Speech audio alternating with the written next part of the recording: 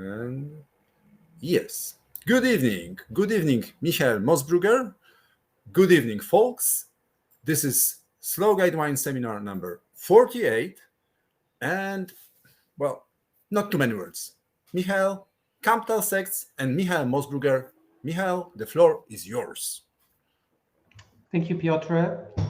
Thank you very much for joining this seminar on Kamptal Sekt. And in the beginning, I would like to give you a very brief introduction into some aspects on Kamptal sparkling production. And for that, I am going to change now and I share a few slides with you.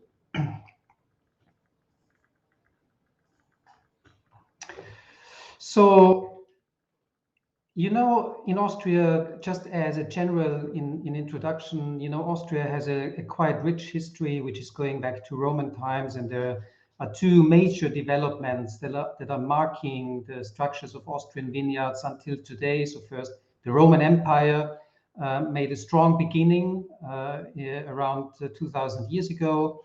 And basically then between the time of the Middle Ages to the time of secularization, monastic life was a big impact into the development of Austrian vineyards. So monks were the ones who were trying to find out the best places to grow wine, were trying to develop grape varieties, try to improve the wine growing, try to improve the winemaking.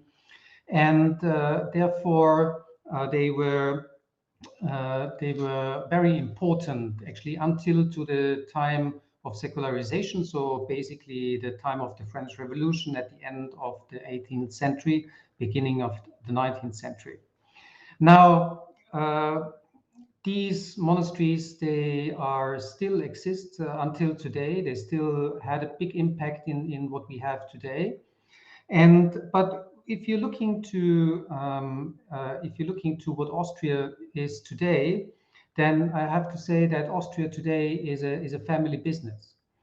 And for those who are really interested in historical aspects, I can recommend a publication that was released about 2-3 years ago, Wine in Austria. It's available through the Austrian Wine Marketing Board, also available in English. Here you can read all the details about history and all the developments in the past. So for everyone who's interested in these historical aspects, I can recommend this book. But as I said, Austria and the wine structure in Austria is really family-based. It's a new generation that is currently driving the industry.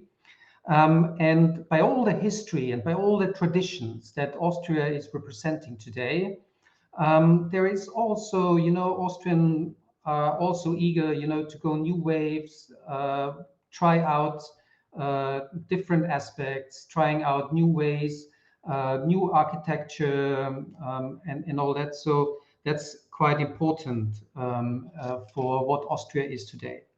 Now, history of sparkling production in Austria. Now, basically, when it comes to the history of sparkling production, you can say that there is a certain beginning in the end of the 18th century. But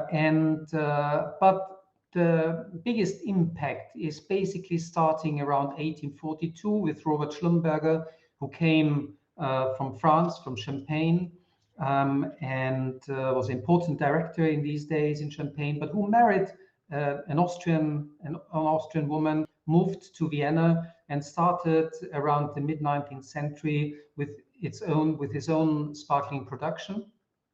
And this was setting kind of a cornerstone, to what we have today. In the 19th century, sparkling production was still called champagne. There's here on the left side, you see there's a small article when the emperor visited one of these sparkling producers in the south of Austria. And it was named visiting the champagne factory. So you see that for a long time, until to the beginning of the 20th century, sparkling was still called champagne in Austria. Now, when it comes to the Kamptal area, The first recordings that we have so far of sparkling production is going back to 1933.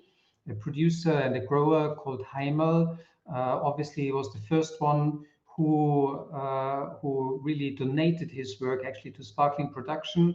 It was obviously difficult during the time of the Nazi regime, and here obviously the production stopped, but picked up then later on in the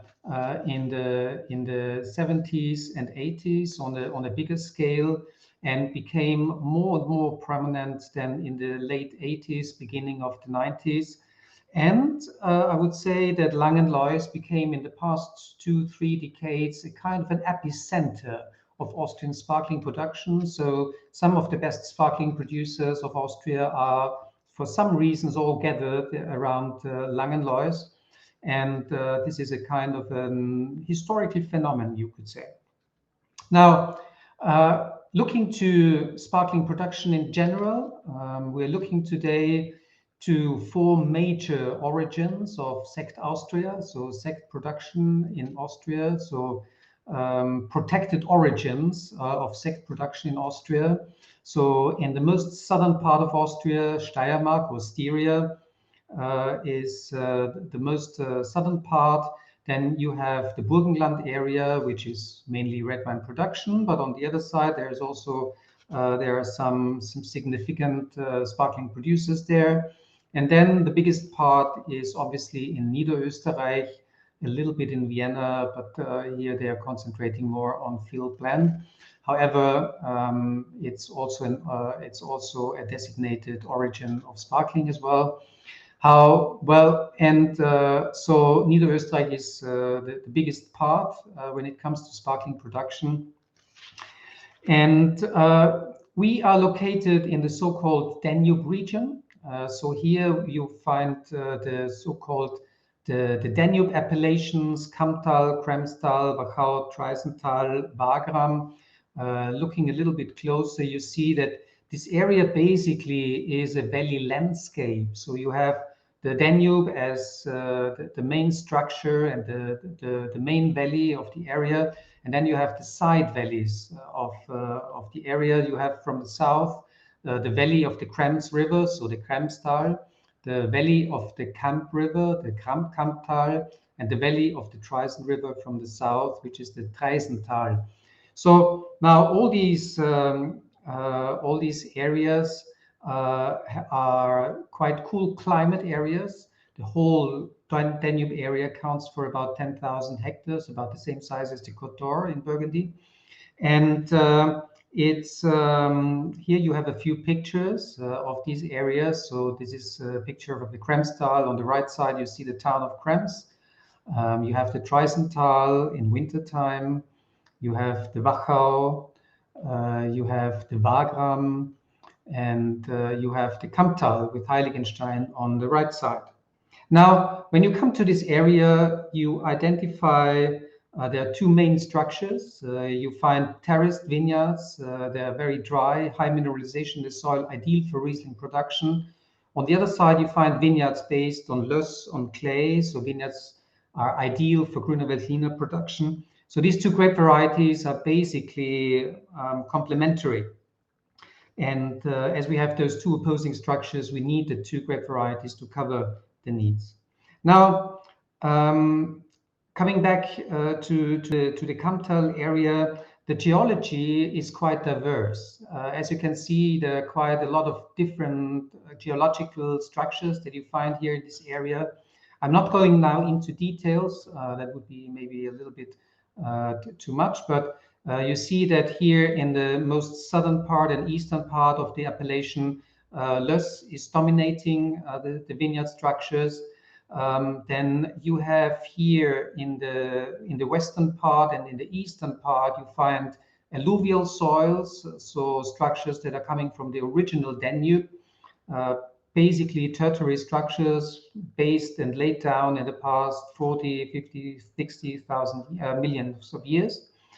And here in the northern and in the upper parts of the appellation of the valley, gneiss and amphibolites and granites are dominating the vineyards.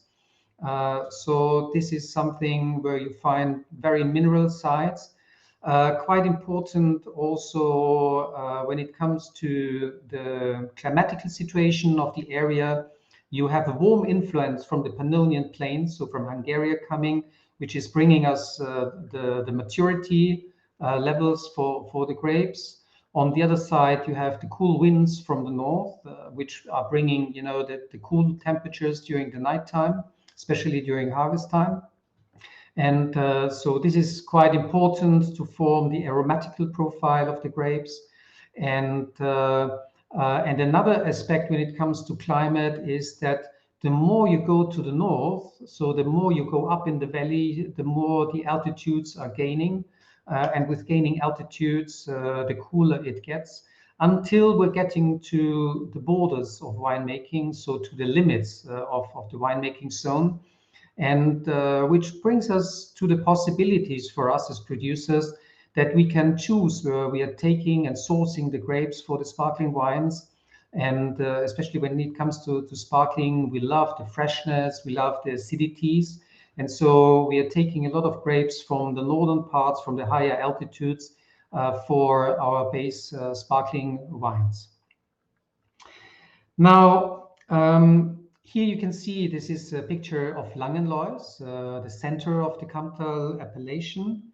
And when it comes to the structure of Sekt Austria, Sekt Austria is since January 22, it's a protected origin, and the name Sekt Austria was defined in January 22. It's protected origin, tested quality. It's guaranteed that the base wines is coming 100% from Austria, and the production takes place 100% in Austria. And when it comes to the structure, there are three categories of sparkling. So you have Sekt Austria, so the classic levels. Then you have Sekt Austria Reserve, and then you have Sekt Austria Große Reserve, so the Grand Reserve. And here you have the differences between the three categories. So you see the lowest level, Sekt Austria, so grapes must be harvested within a single federal state. Any sekt production method is permitted. Minimum 9-month maturation on the lees for bottle fermentation, or 6 months for the method for the tank fermentation. On the reserve level, grapes must be harvested by hand and pressed within a single federal state, produced exclusively by traditional bottle fermentation with a minimum of 18 months of maturation on the lees. And for the Große Reserve, grapes must also be harvested by hand and pressed within a single village, produced exclusively by the traditional bottle fermentation with a minimum 36 months of maturation on the lees. So these are the guaranteed quality structures. And so when it comes to the designation and the naming of wines, so you have for the classical level, you have to name it as Sekt Austria Niederösterreich, GU. GU means protected origin. Sekt Austria Reserve Niederösterreich, protected origin. Sekt Austria Reserve Niederösterreich Langenlois. So this is already on the village level. Then you have Große Reserve on the village level and Große Reserve with the indication of a single vineyard. So these are basically the possibilities of correct designation for Sekt Austria. Then a few market data. Austrian sparkling wine accounts for around 10% of the whole production of Austria. About 200 sparkling producers and winemakers produce sparkling wine in Austria. About 30% of Austrian sparkling wine is rosé sparkling. We also will taste a few sparkling rosé wines in the tasting. And when it comes to the value, about 60 million euros added value, including suppliers, and about 1,500 jobs are basically involved in the business. So this is A small and brief introduction, and now I will hand over now to Andreas to introduce you to Bründelmeier and to the wines and the sparkling wines of Bründelmeier. Well, thank you, Michael. Just one question: what are your most important markets throughout the world? Question coming in chat. The most important markets currently is still domestic market. On the other hand, we have a growing demand also on the international market. We see that we see more and more wine bars and sparkling bars who are interested not only in champagne, but who have a bigger interest in an international representation of sparkling wines. So we have clients in the US, we have clients in Japan, so in Asia, but also throughout of Europe.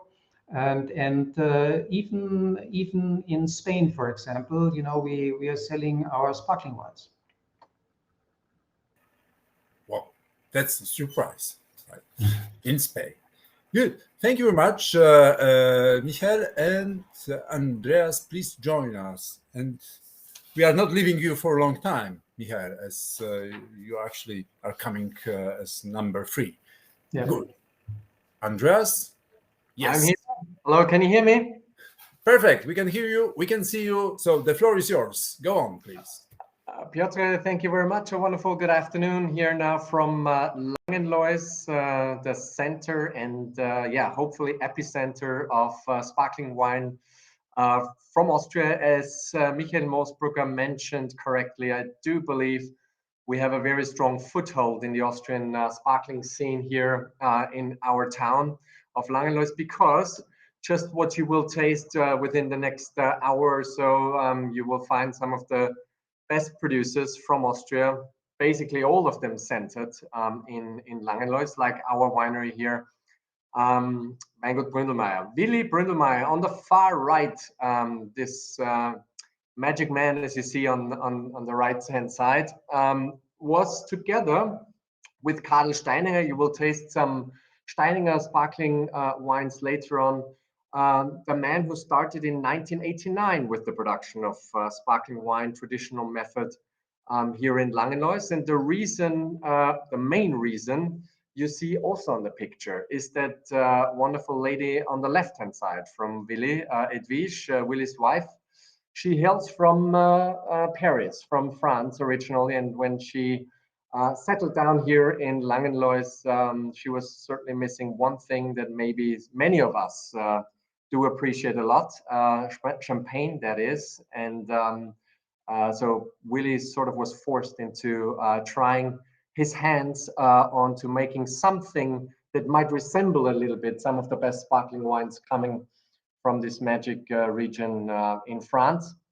And so he started in 1989. And what Michi Mosbrugger mentioned beforehand in terms of the strong influence of the monks from Burgundy, we can also still find, obviously, in our mixture of grape varieties. Michi rightly mentioned, of course, Grüne Veltliner and Riesling. Here, this magic Heiligenstein vineyard that you see, which is one of the best sites for Riesling in Austria, probably in Europe. But we do need to face the fact that the Burgundy varietals have been rooted here in our area, in the Danube region, also quite strongly. And therefore, what we as a winery have been using most of in terms of sparkling wine production are actually Burgundian grape varieties, which are some of them also planted and made in that training system that you see in this little picture. Well, you see actually two training systems. The one on the left-hand side, classic Guyot, vertical shoot positioning training system with single or double Guyot. The one that is on the right-hand side of this picture is a very special training form called Lyra trained, where you basically form a V upwards. You have two leaf walls building up. The photosynthesis is substantially stronger. The wind, as you can imagine, can also blow through between these two leaf walls, and therefore after some precipitation, which we did have in our vegetative period 2022 so far quite frequently, can dry off a little bit faster. And in some of the places where we grow Chardonnay, we also use this for our Burgundian grapes. Also Pinot Noir we have in Lyra trained system. And so besides our most important Austrian grape and the most important quantitatively grape in the Kamptal, Grüne Veltliner, we do use a very high proportion of Burgundian grapes for our sparkling wines. Everything in our production is still hand riddled. Everything we make in-house. So basically, obviously the base wine, the first grapes that we harvest are the ones that we use for our base wines. All of our base wines do undergo malolactic fermentation. And then depending on what style of base wine we look for, most of it is fermented in neutral vessels and also stored. But some of them are also stored in big oak casks, very few in smaller 300-liter casks for the Große Reserve, this top tier that Michi mentioned in the Sekt Austria regime. Speaking of which, Sekt Austria, you saw it, it was now defined in January 2022. You will, however, also find our banderols and that protected origin beforehand, and it would be then called Österreichischer Sekt Niederösterreich GU. So you will still find this in sort of the older, well, old, it is not really old, but in the ones before 2022, on these bottles, you will find Austrian Sekt, Österreichischer Sekt herewith. And so, yeah, the production is still hand riddled. The disgorgement also obviously happens at our winery. And post disgorgement, and you will find the disgorgement date on all of our sparkling wines, we will try to keep the bottle still with us for another half a year before we go onto the market, just so that the liqueur d'expédition, which eventually defines also the dosage and the style of the sparkling wine, is blended in and harmonized within the sparkling wine itself. So usually we try to give it another half a year before we go out into the market. What I would like to present to you today are two different sects from our winery.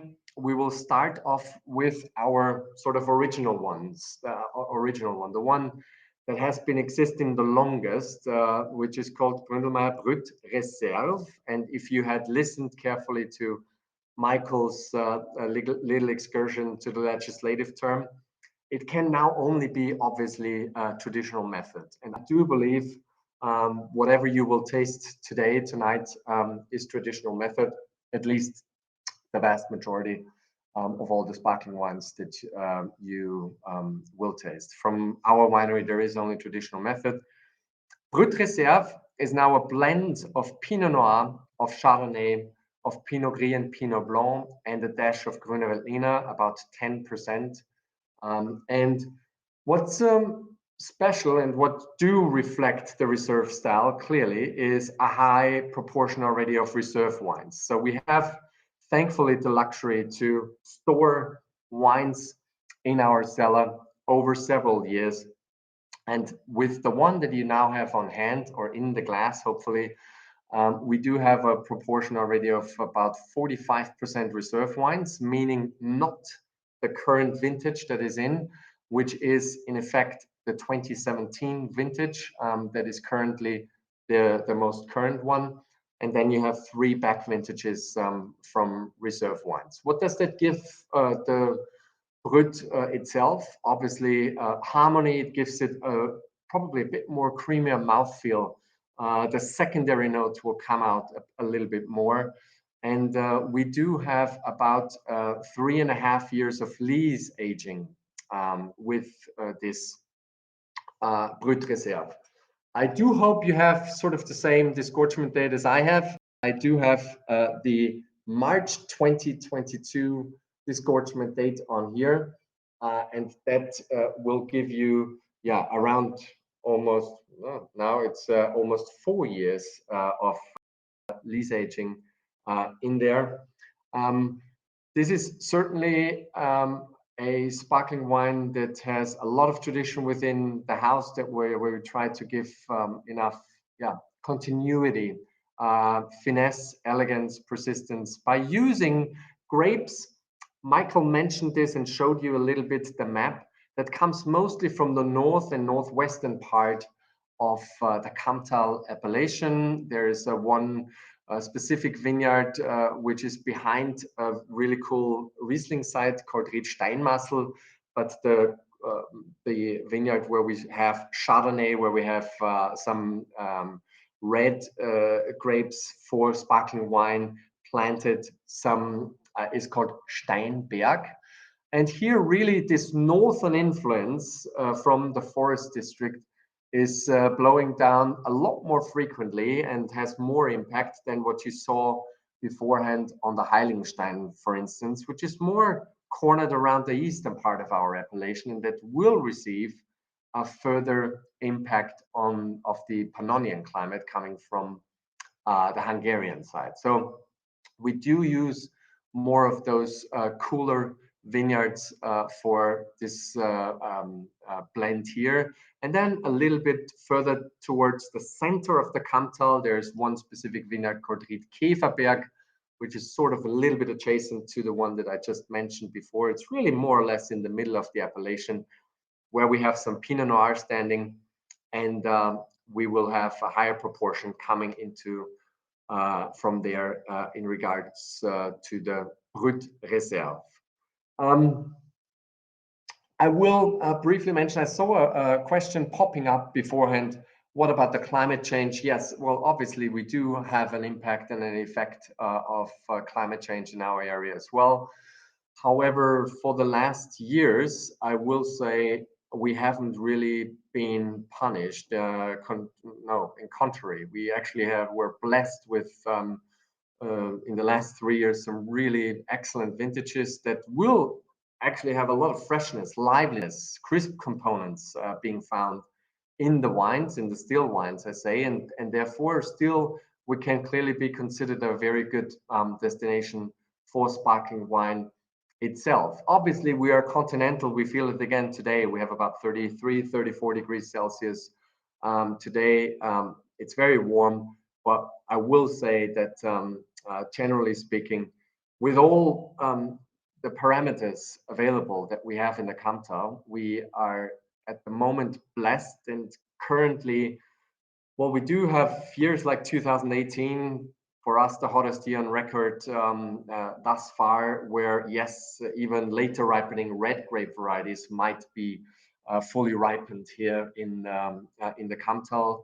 But generally speaking, if you look at the last vintages, it was almost like a classic start of that we know from the 90s and 80s, mid-September picking grapes for sparkling wine. So while we do have a clear effect on our climate and the overall environment, we do also face positive impact for the time being.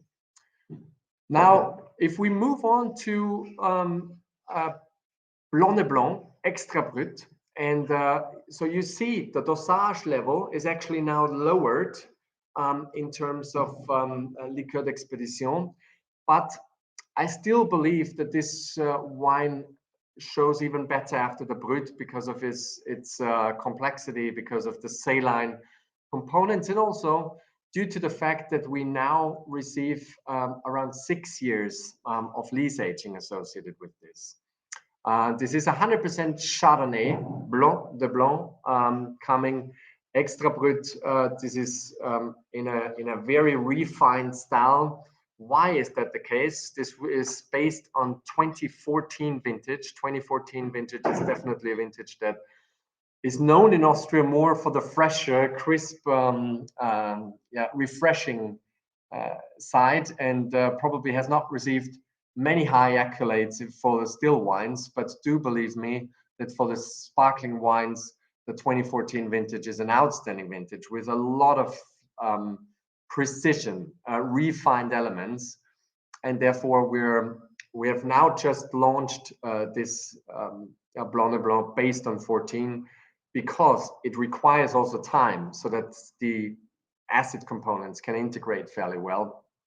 The structure is there, but it's just more, how should I say, delicate, more nuanced in comparison to 2017, 2015, which were, you know, very nice vintages for still wines. But the 14 here, which is the main base for this wine, just is a great vintage in the sparkling area. And this now comes exclusively from this Ried Steinberg that I explained to you beforehand.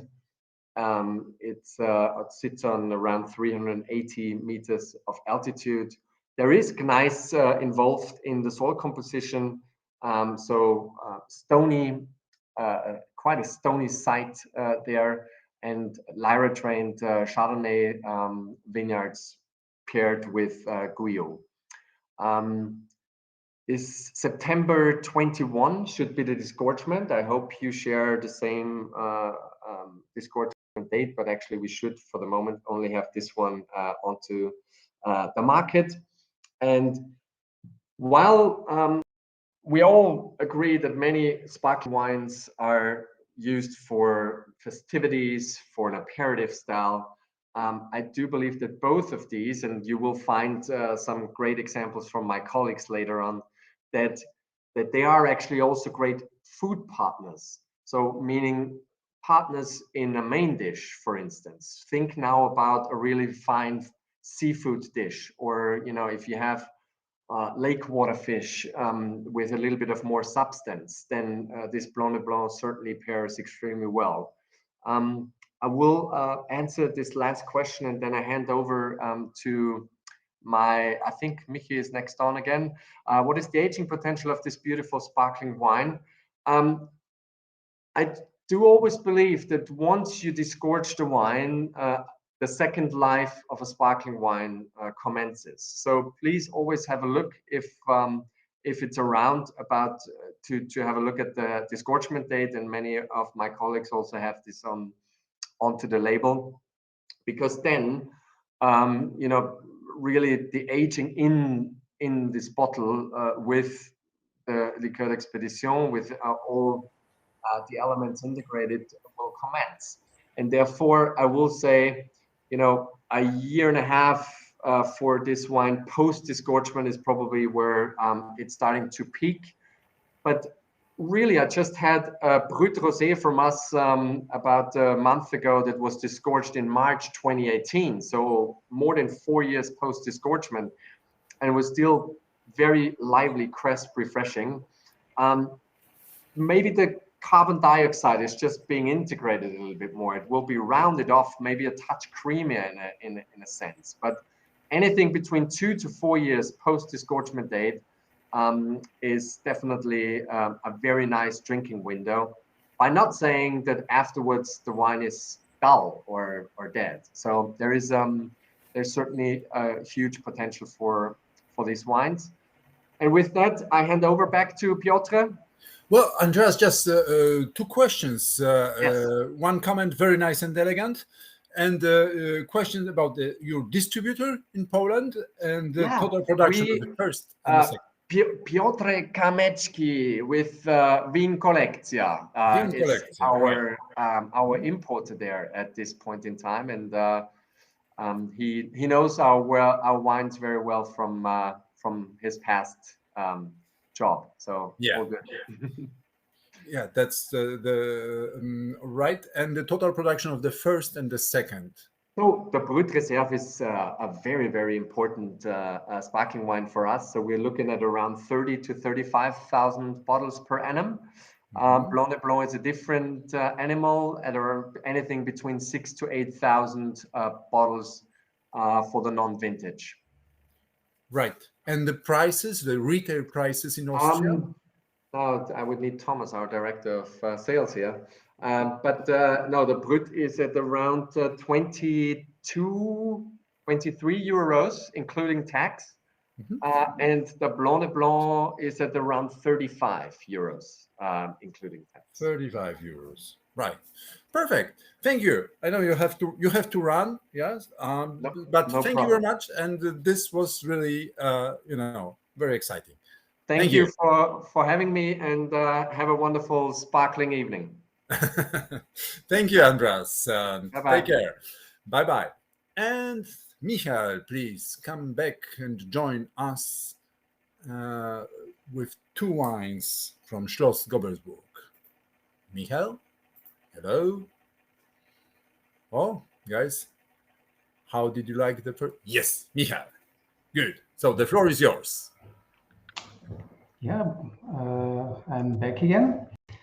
Well, I would like to introduce you now a little bit to Schloss Gobelsburg Estate, and therefore I will share my screen again. So Schloss Gobelsburg, this is how it looks today, and we are located here right in the center of the Kamptal appellation. As you can imagine, it has a long history that is going even back to the 16th century before Christ, so 3,500 to 4,000 years of settling time. And the history is pretty much connected to the history of Cistercian monks in Austria. The Cistercians were spreading in the 12th century all over Europe and came to Austria in the first half of the 12th century. And the Cistercians got their first vineyards in Langenlois in 1171, and this is the reason why we celebrated last year 850 years of monastic winemaking on the estate. The monks have been looking and managing after the estate themselves until 1995. And in 1996, I took over the responsibility for the estate in a long-term relationship with the monastery. So today we are running the estate as a family business together with my parents-in-law and with our children. It's on one side, it's a kind of a family business. On the other side, it's also a little bit different because Gobelsburg is not just an estate. It's always based on these principles of history, of tradition, and culture. Now, we are concentrating mainly on the wines of appellation, so the regional expressions of the area, the village expressions, the single vineyard expressions. So this is the heart and the centerpiece of our production. Beside that, we also looking after for specialities. So we have a little bit of red wine production due to the vineyard structures. So a certain percentage of our vineyards is based on alluvial soils, so like Calais Rolais, like in the Rhone Valley. So these vineyards are more adopted to red wine production than to white wine production. Then I'm not a big fan of botrytis in dry wines, so therefore, whenever we have botrytis, we're doing small amounts of sweet wines, Auslese, Beerenauslese, Trockenbeerenauslese, and on a regular basis also ice wine.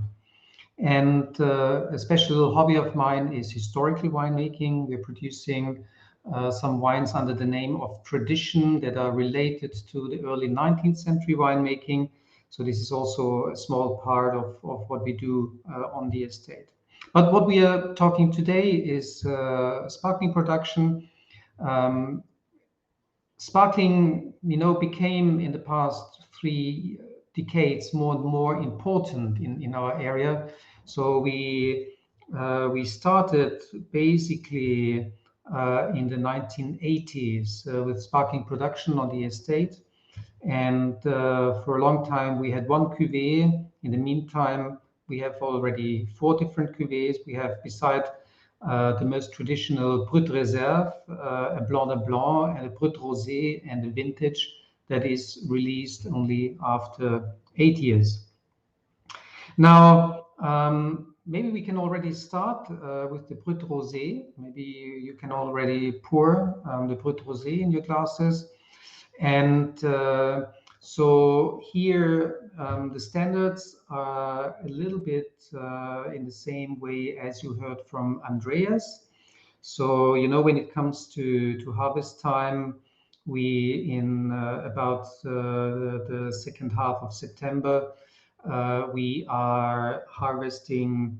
We are harvesting the grapes basically in small containers, so like 10, 15 kilogram containers. And this is a picture actually of Harvest 31, how harvest was in these back days. But today it's we have two colors with the boxes, so which allows us to already make a first selection in the vineyard, and then when the boxes are coming then into the cellar, they're going over a sorting table before they get then into the presses, and then before we continue then with the fermentation. We're doing the fermentation partly in stainless steel, partly in big casks out of regional trees. So the origin of the trees is Mannhardsberg and Vienna forest. And then after that we're doing malolactic fermentation, and we bottle for the second fermentation, and leave then for about 2.5 to 3 years on the lees before we hand riddle and disgorge. Grapes for the rosé is based on Zweigelt. Sometimes we use a little bit of Pinot Noir and Saint Laurent as well, but the biggest share is Zweigelt. And we're seeking stylistically, on one side, a typical expression of the Kamptal area, so a fresh and light style. And on the other side, we are looking for a structure that is easy to drink as an aperitif, and also as accomplishment, to lighter dishes, maybe entrees, and so on. So to dishes that maybe have a little bit of tannin and can accomplish a little bit of tannins and so on. So this is so far to the Brut Rosé, and then we are coming to the Blanc de Blanc. The Blanc de Blanc is Blanc de Blanc is based on mainly Grüner Veltliner. So about 55% is Grüner Veltliner, 30% is Welsch Riesling, and then there's a small part, 10 to 15% is then Chardonnay. Here we are using for the maturation some 600 liter casks, also from Mannhardsberg.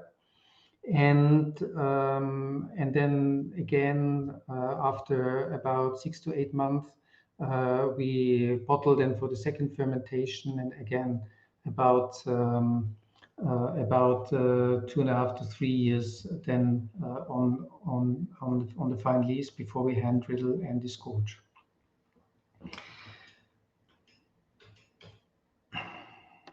Oops.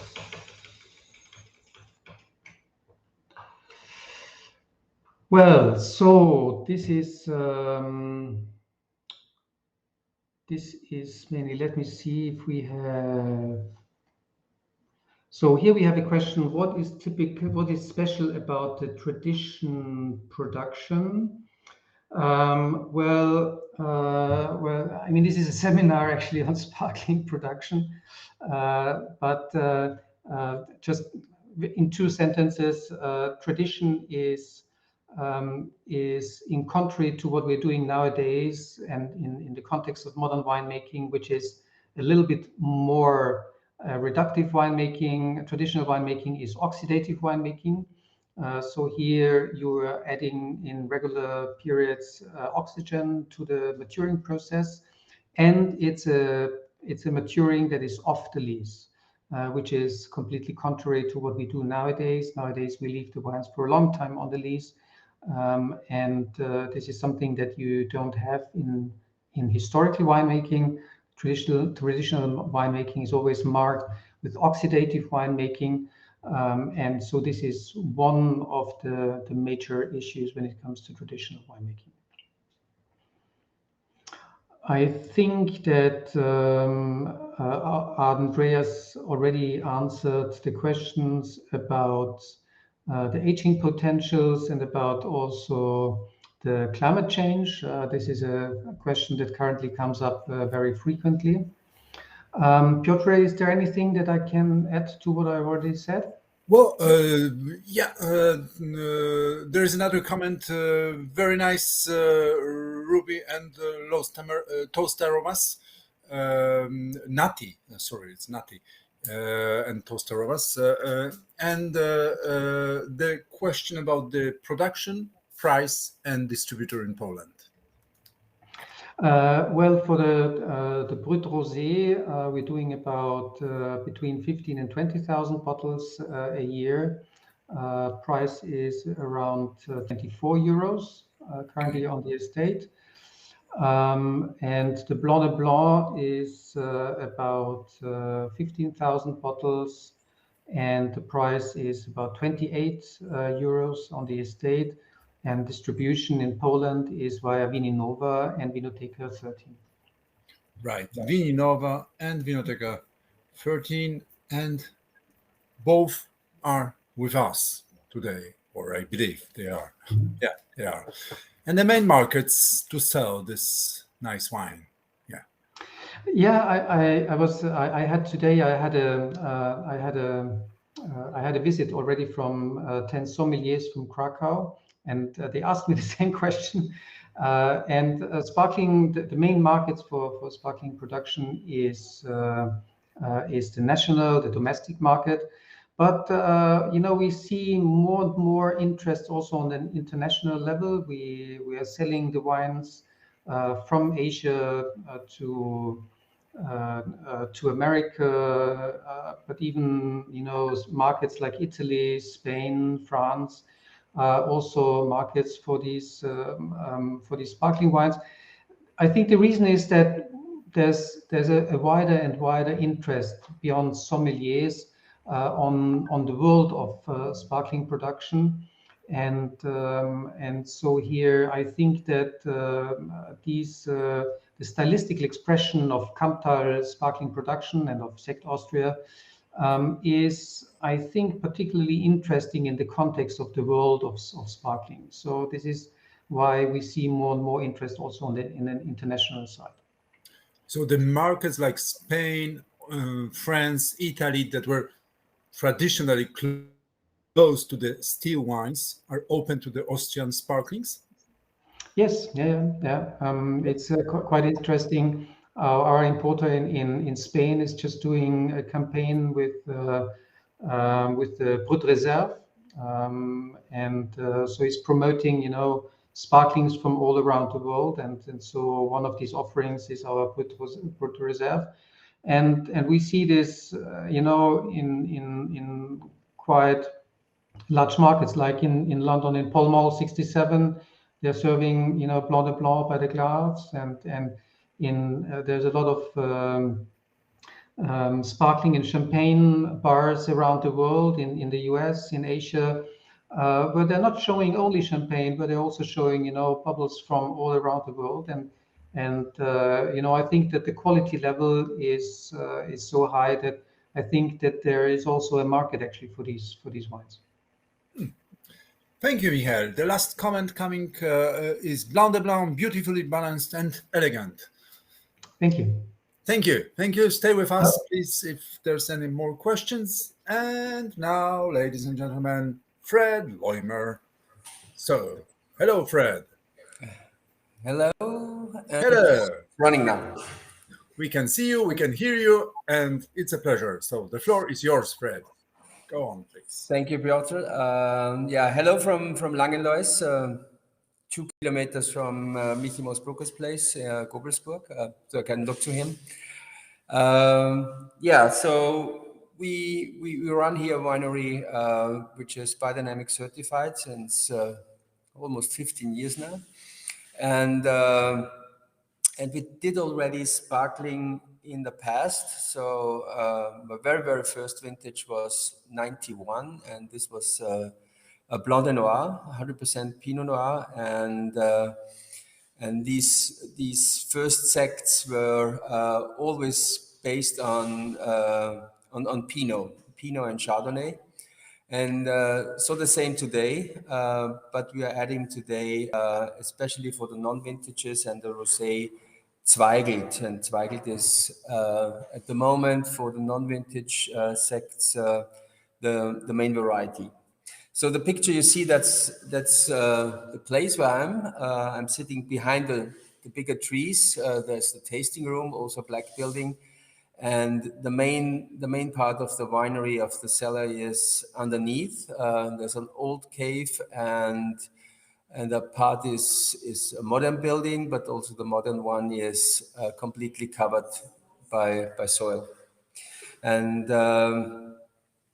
of course, same as for the others, our main thing is Kamptal DSC wines, so Grüner Veltliner and Riesling. But as a biodynamic grower, we also do quite a lot today of natural wines, so wines with low or no sulfur, no finings, no filtrations, and this has also a big impact to our winemaking at all, and also the classics today. The best wines, so the single vineyard wines, they go unfiltered and unfined into the bottle. So the sparkling today is something which is growing quite quick for us. We did a restart, so we stopped for a while because, to be honest, we didn't find the right market. But today it changed. You see also in Champagne, the growers are running the quality at the moment, and also in Austria, the grower sects are doing the quality, and Langenlois, as all others, so Andreas and Michael told you already, Langenlois seems to be one of the best places for sparkling. This is for sure very much related to the climate we have here in Kamptal. We are really in a cooler climate region. Especially the average temperatures are lower as in other regions. And that brings us fruit at the end, which is perfect for sparkling wines, because you can harvest with lower sugar levels. And especially, I think biodynamic growing helps again to reach a good level of physiological ripeness quite early. So we can harvest early enough to be not too heavy at the end, because I like my wines and wines at all, and the sparkling on a fresh level of alcohol and acidity. This is what I'm searching for. The one you have now at the beginning is that's the line, and we have at the moment the first one, the left one. It's the Extra Brut. It's a reserve quality. Michael explained you already the system here in Austria. We do all our sects in the idea of a grosse Reserve, so the Grand Reserve. So that means we only use these 50 liters of juice from 100 kilos of grapes, the same as in Champagne. I think it's a technique which is really important for high quality sparklings.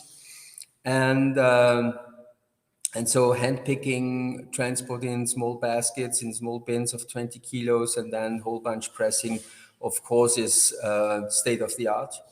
And we do then the first fermentation spontaneous. So as the whole cellar is doing that, and everything runs through malolactic fermentation too. And we also have quite a long time on the full lease.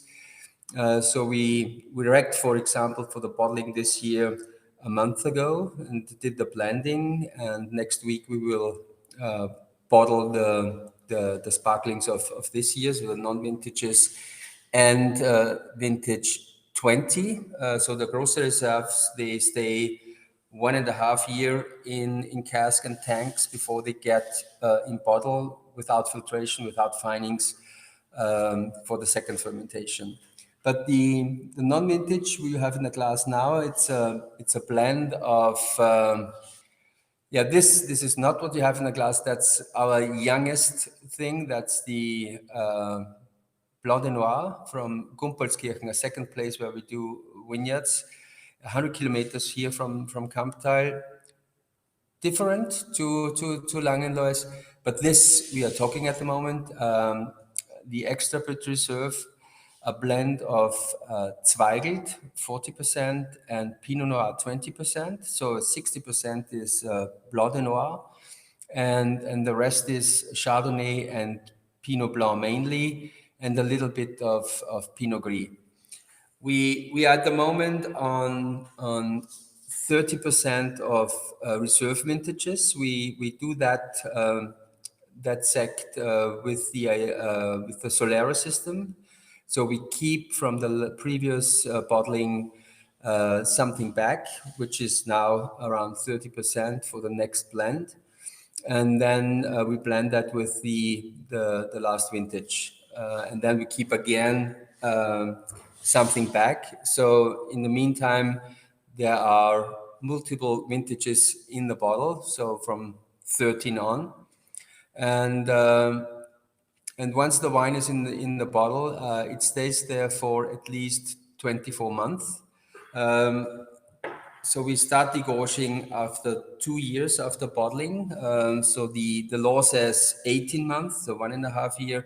But in the meantime, we reached already these 2 years. And when you look to the backside of the bottle, you see date of bottling, and date of degorgement, and also the dosage.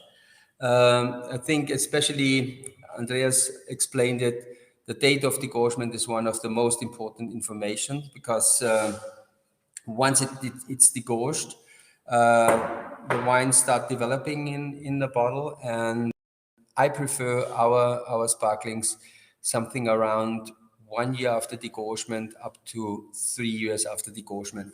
Then, of course, as you heard already, the wine will be still alive and still good, but of course with changed aromas as the wine starts to get oxidation, and will change the aromas, of course.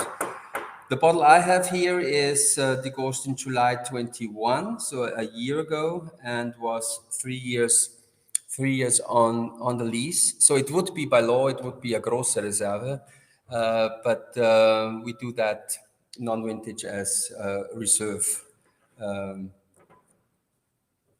by degorgement. Yeah, I think so far to this, and I will be later on with the gross reserve, Piotr. No? Yeah, there is a question about the Solera system works. How does it work? And Extra Boot love this one. So, yeah, so the thing is that you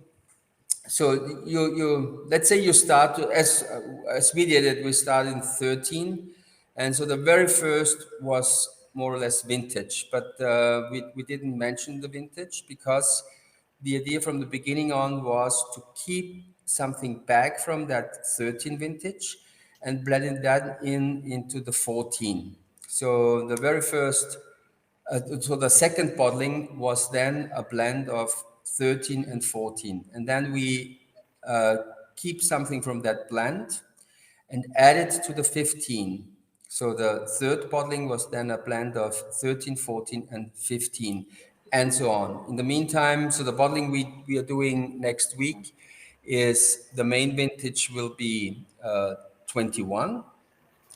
This will be 70% in the blend, and 30% is the blend from the last bottling, so the previous bottling, and that bottling was a blend of 20, 19, 18, 17, 16, 15, 14, and 13. The idea of that is to keep a certain level of style, also to balance the differences in vintages. Very important for the wine you have at the moment in the glass, because it's mainly 18, and 18, was the warmest year ever. Quite difficult for the sparkling producers. But with that method, plus with Kamptal as an appellation for sparkling, both and biodynamic, I think you can, even in warm years, you can make quite fresh sparklings. But when you also look to the back label, we say extra brut, but it gets a dosage of 1.5 grams. So it's from the sugar level, it's more brut nature as extra brut. So very low on dosage because of the lower level of acidity. Sorry for the wrong photo of the bottle, but well, that's very well balanced wine and definitely elegant. Yeah, the comments. And tell me, Fred. Thank you for that. Tell me, Fred, the total production of this wine. 30,000 bottles, 30,000. and it retails for 22. 22, right? And your distributor in Poland? It's the Nubia Fine Wines. Danubia Fine Wines. So this Yeah. is Sławek Hapak, right? Yeah, that's right. They're carrying mainly the single vineyards, and they don't carry at the moment the Sekt. But we sell most of our Sekt in export markets. Of course, Austria is strong, but not that strong as for Schloss Gobelsburg or Brundelmeier, for example. One of our strongest market is Scandinavia for the sparkling. But we do our sparklings in the meantime in around 30 different countries. We added one today. We're starting with Iceland, and the importer is doing mainly champagne or only champagne, and he got from Philippe Omar the idea to add our sparklings, Perfect. which is good. Which is good. Thank you, Fred. See you soon. Thank you. And now, Thank you. Weingut Jurcic and Alvin. Alvin, hello. Are you with us, Alvin? Yes or no? One second. Yes. Now you're blue. Now you're fine. Okay. Hello, Alvin. So, hello everybody. Hello. The floor is yours. Go on, please. So, hello. Straight out of Kamptal, where the flowering for the vineyards where our sparkling wines is coming from. This was finishing about 10 days later than on the vineyard behind me. Just maybe a few words on our winery. You see my wife, Stephanie. She's the cellar master of our winery, which is an old traditional family winery, which we joined in 2007. And in 2007, many things were changing on our family winery. It was also the start of deciding to work organic in our vineyards. And it was also the first year we did our first sparkling wine. And we love champagne for sure. We love wines with a high energy level that lifts you up. And this was the idea to go out and search for the places where maybe in our winery sparkling wine can be produced from. And the first idea was for sure to use some Chardonnay or Pinot Noir, which my parents or grandparents planted. By having a closer look, we then decided the topic is climate change. This is maybe the biggest topic in a farmer's or winemaker's life right now.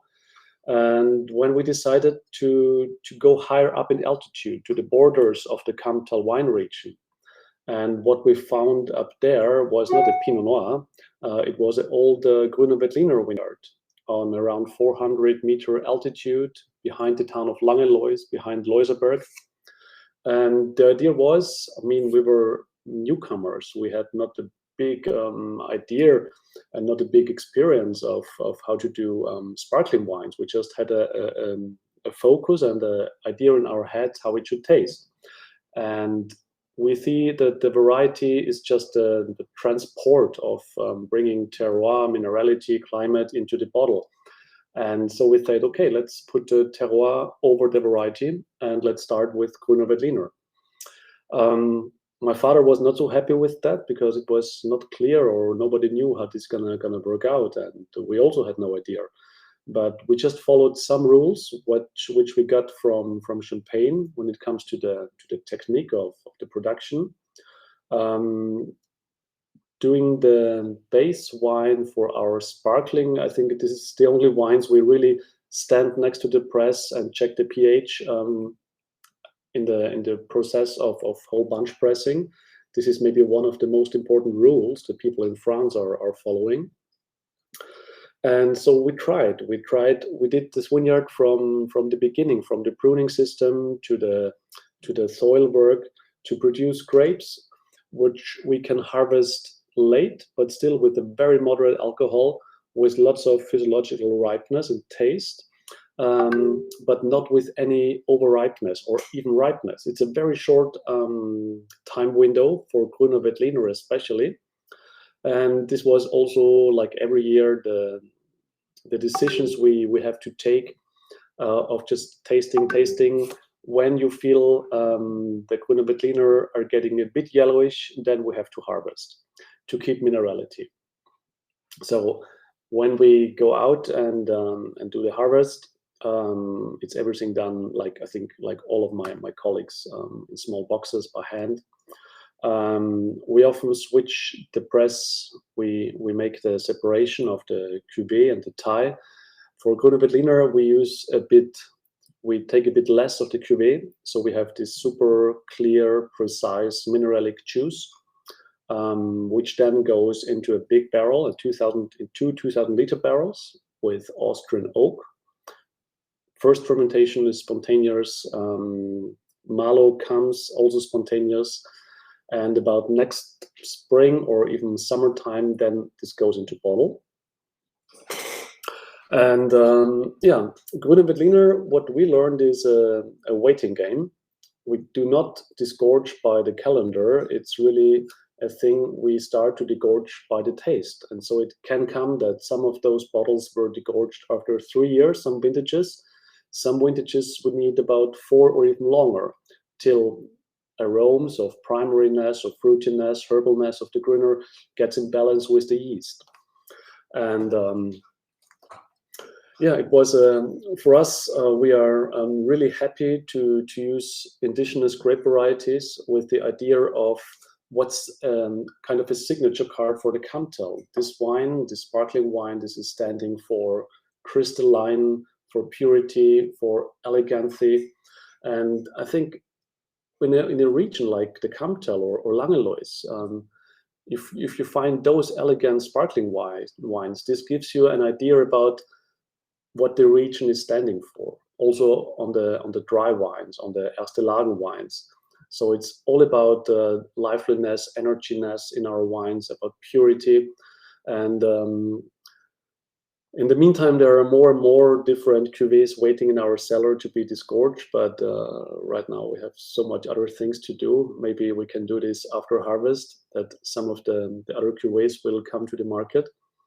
But till now, this was our first. We started in 2007. In 2014, we started with natural sparkling, a side project, a small winery we do together with our friends, the Arndorfer family. We founded a winery called Fuchs and Hase, like fox and hare, because we also love natural sparkling. And this is a small 4-hectare winery. We do 100% Pétillant Naturel. We're using the ancestral method, so we can really use the natural sugar of the first fermentation when we go to bottle.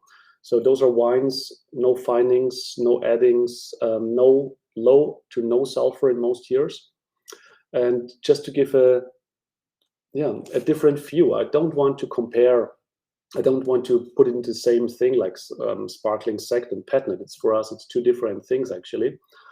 But our love to making refreshing, sparkling wines out of those many different terroirs, soil types we have here in the Kamptal, this is every year for us, a challenge, a big, how do you say? No, what I want to say is I'm really waiting for next harvest already. I hope it's gonna be as cool as the harvest 2021, which is a harvest. You have to wait a bit for the sparkling, for the Brut Nature, but those was a vintage. I think starting from the sparkling wines to village wines or Erste Lang wines. This is something really great lying in our cellar, waiting to be degorged in a couple of years' time. So, thank you very much. Thank you, Alvin. Tell me, three questions at the end: retail price, total production, and distributor. The price on the Große Reserve it's 25 euros. We do 2,000-liter barrels, which is around 6,000 bottles. It comes always from the same vineyard since 2007. It's the highest level, it's the highest altitude vineyard on our winery. And our importer is Piotr Petras from Terroir-Ichi. Terroir-Ichi, right. Piotr Petras. Well, small but significant difference between Piotr Petras and Piotr Pietrzyk. Yes. Yeah. And well, thank you very much, Alvin. So Terroir-Ichi is your importer and 6,000 bottles. Yes, I got it. Minus, yeah. Perfect. Any comments, guys? Well, somebody's writing something. Yeah. Great wine. Well, thank you very much. Laconic, but great wine. What else? Thank you. Thank you, Alvin. Ciao. Bye. Stay with us, please. Pure and dry sect. Well, thank you, Tomek. And Fred Leumer again. Thank you. I hope this time this will be a right photo of the right bottle on the right place. So let's see. Thank you, Alvin. Yeah, you're right. So beside these two non-vintages, so we do an rosé and this extra Brut you tasted, we do two different Große Reserve sects. One and the very first, we started in 13 with that, is the Langenlois Große Reserve. It's a Blanc de Blanc. And the 16 you have in the glass is a blend of 77 Chardonnay, 19 Pinot Blanc, and 4% Pinot Gris. And as Alvin told you, the selection of the vineyards is quite an important thing. Kamptal is a cool climate. And you can, of course, do sparkling almost in all vineyards if you like. But the main part of all our grapes for sparkling is coming from higher altitude vineyards, more in the west of the region. The highest is on 400 meters, and most of the vineyards are on 350 to 380.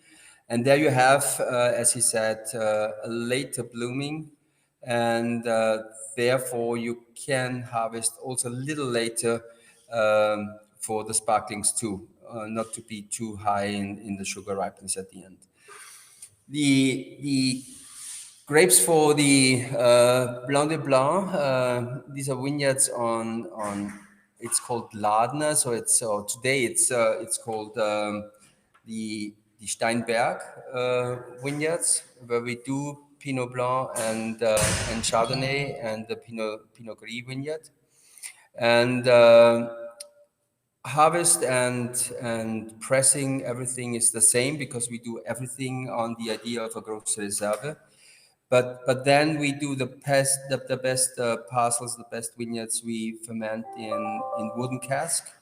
So these are casks of 1,200 up to 2,500 liters. No smaller ones. We do a second Große Reserve, this Blanc de Noir, Rumpolskirchen, which ferments in barrels in 300 liters, but the Langenlois is in the bigger cask. with so lesser influence of oak flavors and oxidation.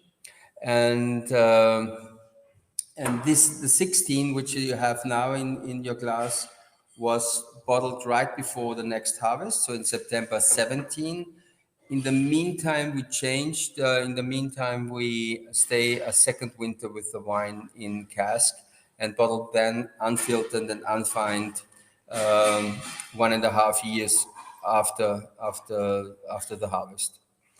Um, this bottle I have was degorged recently, but I think you will have a different degorgement. So my degorgement is June 22, but I guess you have a little earlier, maybe a November 21 or something like that. So it was a little bit more as 4 years on the lease, and it get by degorgement nothing. So we only degorge and fill the bottle up with the regular sect we have, and so with the same sect, and it's Brut Natur, therefore. And the 16 was quite a difficult vintage, especially at the beginning, because we had late frost in April, damaged 40%. The good thing is the higher altitude vineyards are not that hurt in that year. And we had then quite a good recovery, but problems with too much rain at the beginning of the season and during blooming. And that's quite difficult then when you work biodynamic. And so we lost a little bit on fruit because of mildew. And the year was a little bit continuing that like that. So it was very difficult to harvest. This is quite good when you do that by hand and have a nice, good selection for the grapes. But the great thing on 16 is that you had a great ripeness on low sugar levels, even for the still wines. So when you look to the still wines in 16, they are a little lower, 0.5% in alcohol as the average of the last years. And they have very beautiful aromas and develop really great. And even for the sparklings, it's a very beautiful development in the bottle now. And yeah, hopefully that will continue for a few more years in the bottle.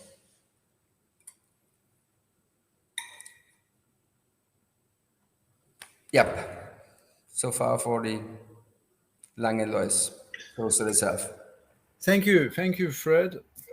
Tell me the number of bottles. Yeah, it was 6,000 bottles, and it retails for 37. 37 euro. Yeah. Right. And tell me, you started to produce the sparklings, well, at the age of some year, right? And what is now more important to you as Fred Leumer, still or sparkling, or there's no difference? As a personal we have quite a big portfolio of different things. This is very much related to my person at all. So I'm curious in doing different things, and especially when the region can offer it. And it's always a lot of interest for me for the newest project, and sparkling is definitely one of the newer ones. So we're starting in 13, and we are quite successful with that. So we put quite a lot of power into that project because I believe I think I told it already that Langenlois could be one of the best places for sparkling, not only in Austria. For yeah. Okay. And yeah, and that's why we put a lot in, but the influence of the natural winemaking is influencing everything. So I would say natural winemaking And a part of that is the sparkling thing is the thing what's at the moment number one in my life, Okay. in the winemaking Thank life. you. So, balanced, inviting, and very customer friendly. Oh, that's the comment in the chat. Thank you very much, Fred. And this wine is available in Poland? No, as I said, he's not importing at the moment the sparklings, but I hope Okay. it will It's just change. Yeah. yeah, right. Sorry. Sorry. Good. Thank you. Thank you, Fred. It was a Thank you, pleasure as Joseph. always. And well, that's it, folks. Thank you, Fred, and Weingut Hellerer and Alois Hellerer. Hi, Alois. Good afternoon. We can't. Hi, yeah, now we I can. think you can hear me. I'm very glad to be here and talk about my wines and our winery and our sparklings. So, yeah, we're a very small winery. We're producing only on 22 hectares. We are producing about 200,000 bottles a year. And sparkling, I think certainly we're the smallest producer here. We only produce about 3,500 to 4,000 bottles every year. And you can see with this production, we cannot actually own our equipment, own all the equipment that is necessary for producing sparkling. So we have to cooperate with other producers. In our case, we are producing with or have a cooperation with Sigeti Winery in Burgenland, where we actually we bring the wine there, and then we together we try to make the best out of the basic wine. And yeah, so what we're doing is we are trying to produce our wines very puristic, very straightforward. This is our style, and we also try to do that in our sparklings. And also that's a little bit the Austrian style. So but we actually intended these sparklings for the Austrian market and not for the international market. But as it happened, our biggest customer for the Grüne Veltliner Sekt, the Extra Brü, is now located in Los Angeles in California, and we're very happy to export to the US. And yeah, it's. What's the Austrian style I see there? I think most of the wines produced in Austria are white wines are typically quite fresh. Are typically you have a little bit of a backbone of an acidity that is quite important. Of course, you'll find different types as well. But it's in general the Austrian wine style is quite light to medium bodied and quite intense in the aromas, because that's our advantage. We have this cold winds coming down from the north, which are very important in the generation of the aromas, and that's, I think, what we in general what the Austrian people also want, and what we produce. So let's go right to the sparkling. Yeah, here you see our winery. I took over the winery 12 years ago now. I was still studying economics and business administration in Vienna when, unfortunately, I was just finishing my studies when my father suffered a stroke. I had to quickly step in, take over the winery. And I have to say, in the beginning, it was a little bit of a struggle to get everything done. And but I wasn't even sure if I really see my future, or I didn't see my future in the wine business at that time. But I certainly do that now, because the longer you produce wines and the more you get into that, it's a really fascinating job, and it's really nice to do that. So yeah, here we have the Grüne Veltliner Extra Brü Sekt vintage 2020. So again, it's a very recent vintage.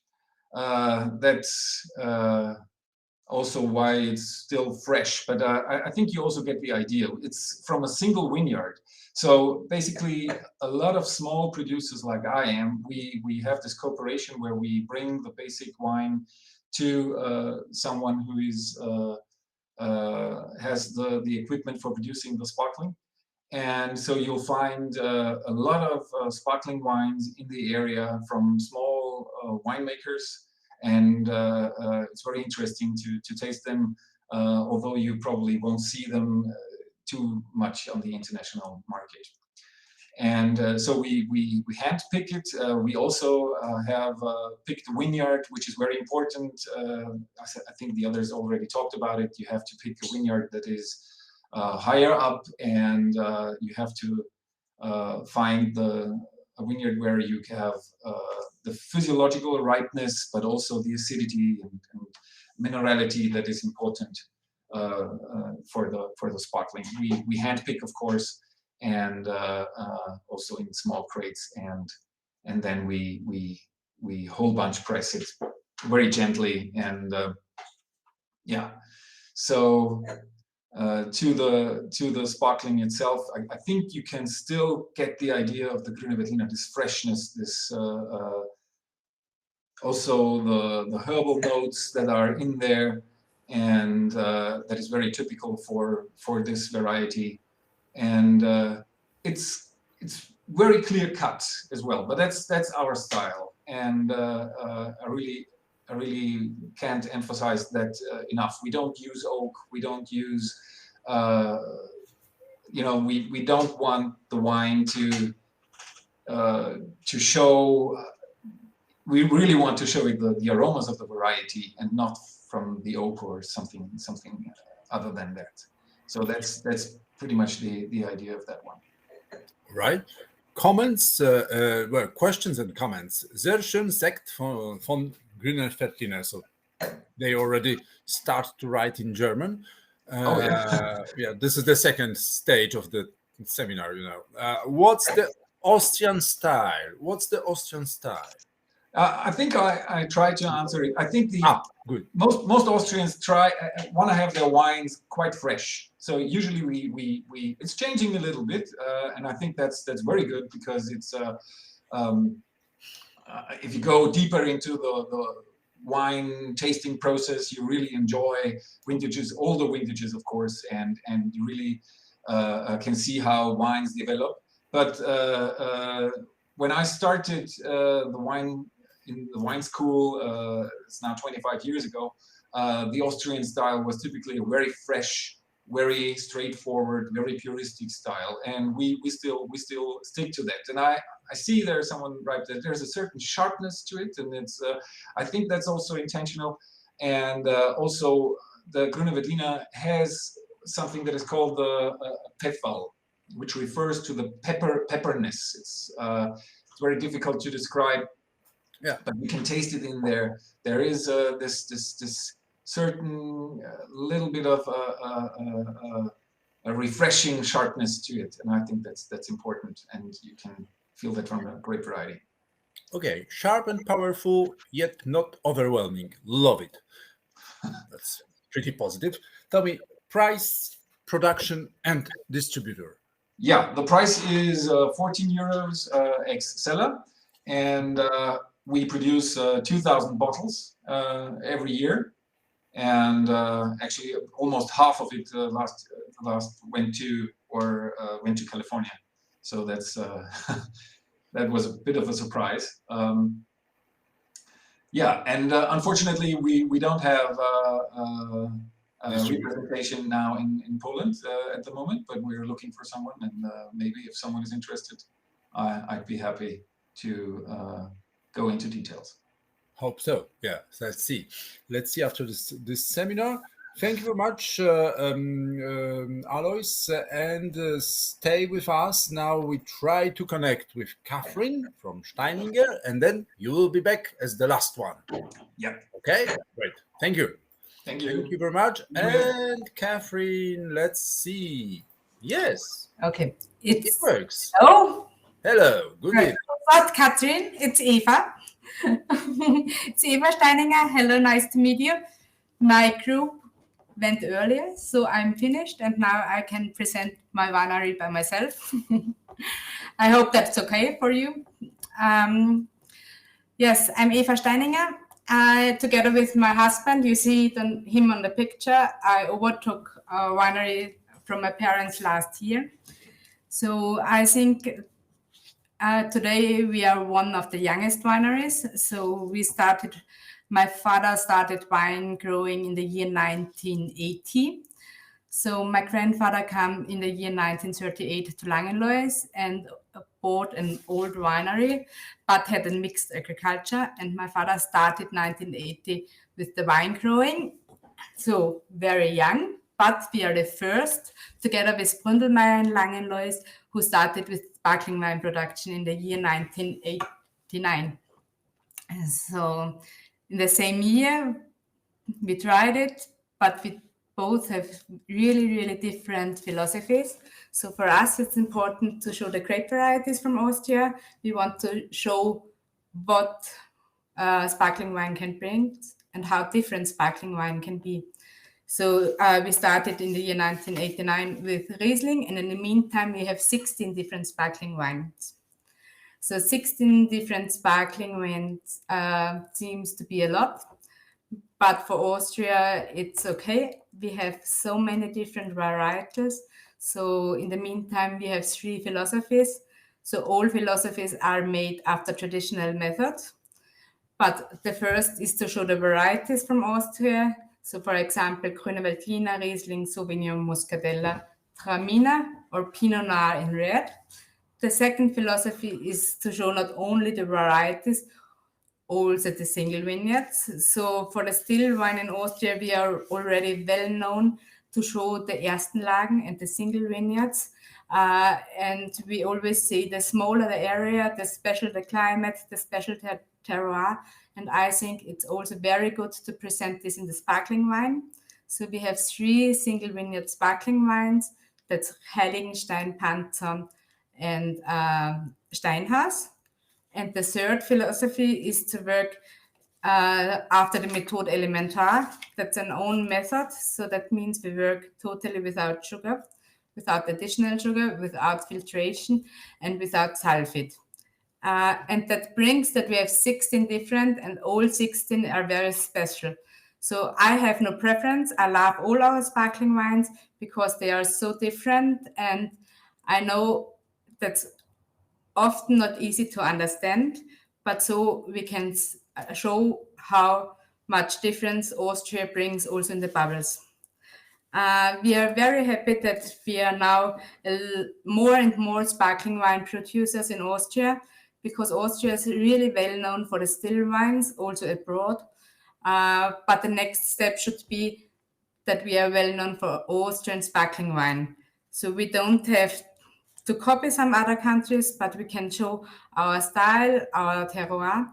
And I'm very happy that in the last 15, 20 years, more and more wineries try also sparkling wine. So we are well known for still wine because about 4,000 people say they have good Grüne Veltliner or good Riesling. And I think the next step is to speak about sparkling wine, because I think everybody or a lot of sommeliers knows everything about all single vineyards, about all wines from Austria, but now they have to speak about sparkling wine. And I think for us, it's the most important thing to show the Riesling variety. So our most successful sparkling wine is Riesling Reserve. So we have Riesling Reserve Vintage 2019.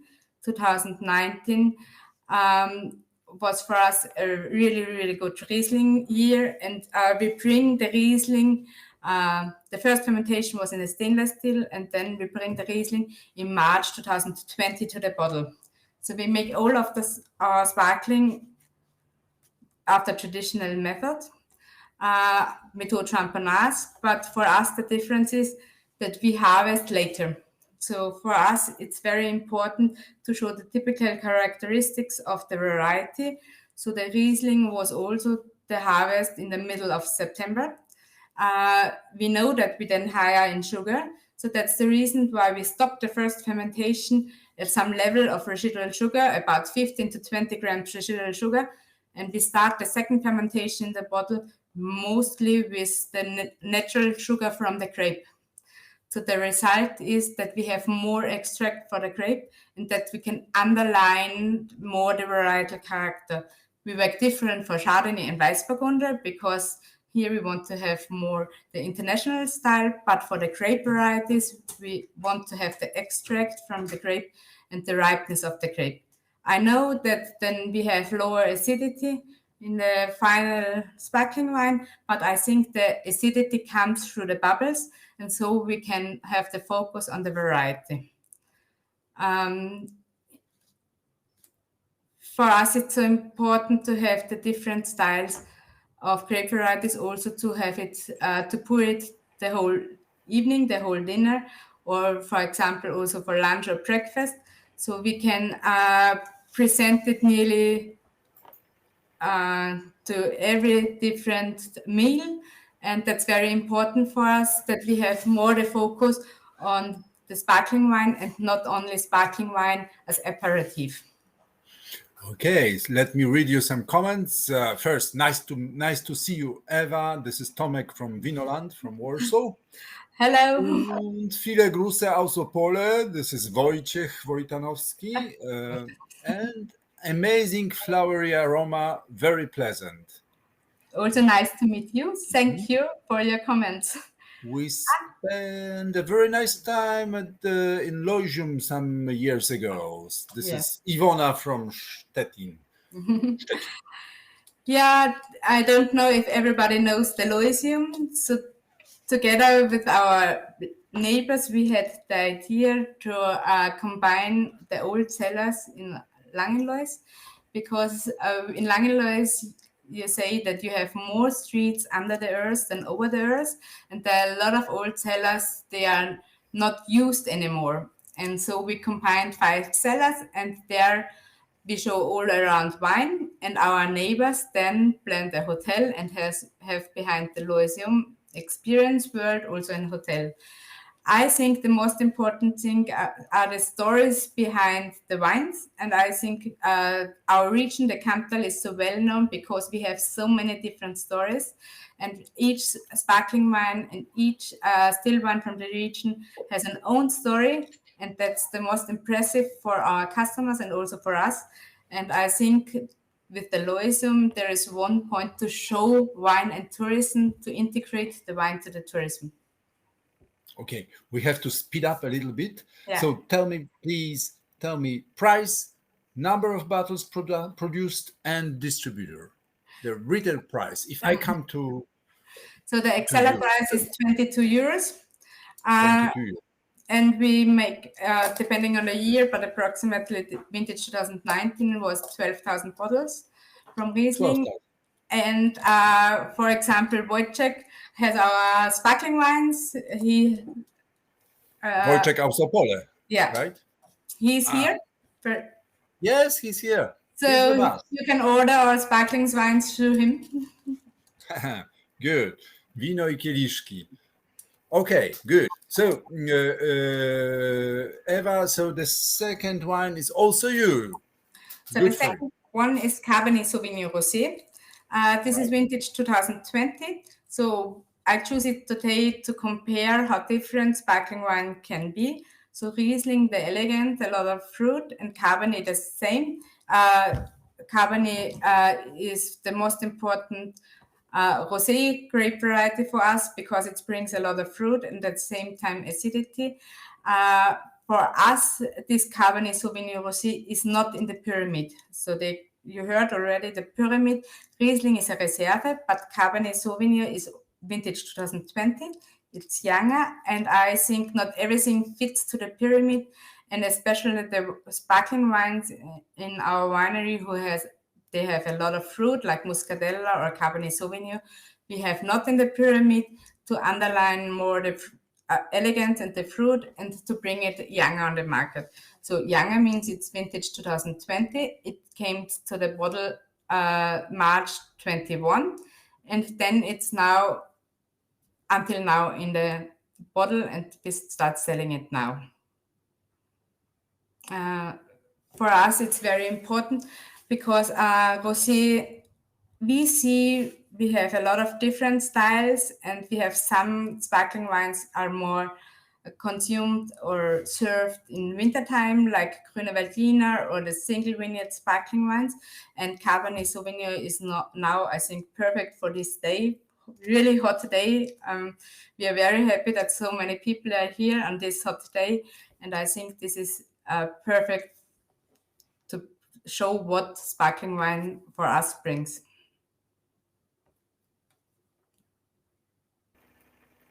Okay, thank you very much, Eva. You're welcome. Thank you very much. And tell me the same, the price and... It's the same price, it's 22 euros, and we have 8,000 bottles. 8,000.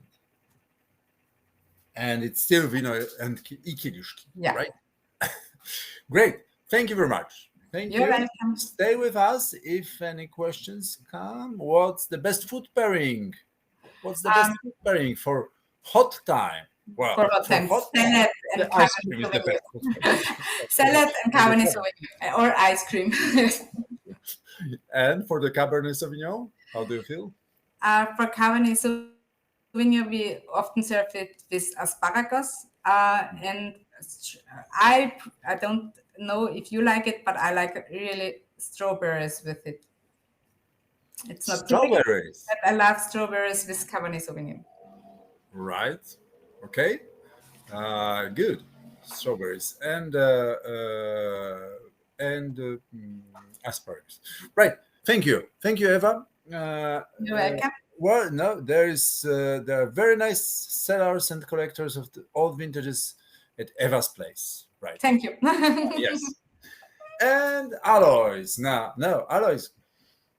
He popped up and yes. Hello again. Thank you, Eva. Hello again. And hello, Alois. And you're the last, and the floor is yours. Go on.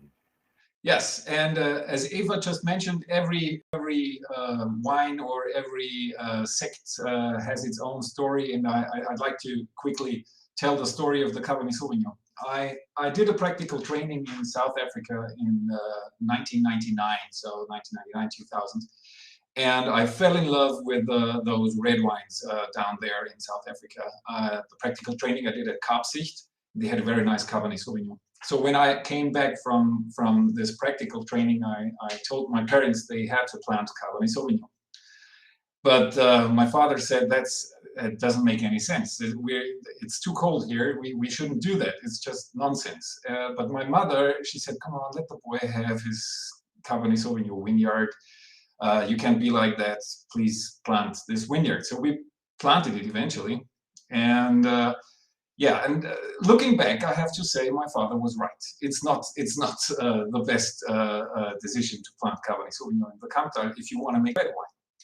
But if you really want to make rosé or like here we do blanc de noir, then it's almost perfect because you have this high acidity that is really important for the sparkling. And what you also have, you can leave it on the wine for quite a long time to get it physiologically ripe, but there is still this freshness and acidity that you need for the sparkling wine. So that's actually the same thing what they in Champagne did and are still doing. They have this cold climate there that is perfect, and this variety. So I'm quite happy now. It's the first time we did the sparkling like this with our Cabernet, and I'm very happy with it. It's very fresh. You have this a lot of different aromas. There are some peppery aromas in there as well, but also these black berries, and so that's really something that is quite animating, and the acidity with almost 8 grams is quite high as well. I think it's quite refreshing, and that's I think what Eva wanted to say with the Cabernet on a hot day. It's just perfect, and so what we didn't do is we didn't add a red wine later, so that's why it's a blanc de noir.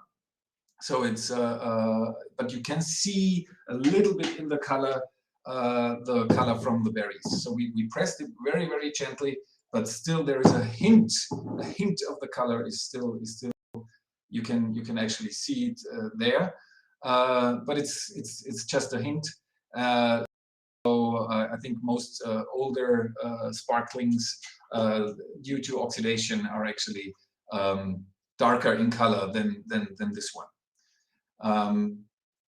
Yeah, if you have any questions about it,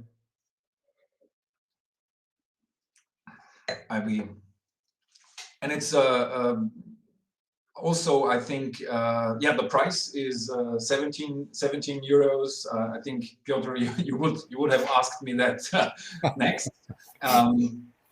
And we're producing about 1,500 bottles every year, and yeah. And fun thing is that people at the beginning, they were quite they were a little bit skeptical about it, but it's really something that surprised them, and I'm just reading what a lovely surprise. And I really think that's what it is about. It is a surprise, and we were very surprised by it as well. I think it's probably the first time we will be able to make a little bit money of Cabernet Sauvignon, because we didn't manage that with the red wines that we produced for quite a long time, because it's so much work and so intensive, and every 5 years or so the climate is just right to produce Cabernet in our area. Red wines. Thank you, Alois. Thank you indeed. And guys, somebody's writing something in the chat. Yeah. So this was seminar number 48. No, and just note the first one was also with Kamptal wines in January 2021. Yes, 21.